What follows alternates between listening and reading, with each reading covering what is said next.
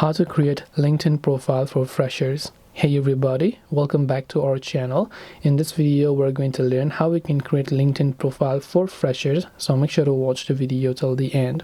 If you are a fresher getting started on LinkedIn, you don't really have much experience but you still want to use LinkedIn, what you can actually try to do is come to your profile page. Regardless of experience or not, you still have your education background, so you can try to highlight as much education background as possible. Under the education tab, you can add your education background. If you happen to gain any sort of licenses or certifications, you can try to add those.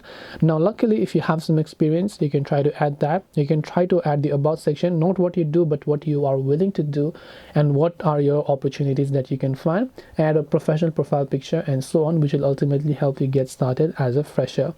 This way you should be able to create LinkedIn profile for freshers. Hope this video was helpful. If you have got any questions, feel free to leave them down below. Thank you for watching till the very end of this tutorial and see you soon in the next video.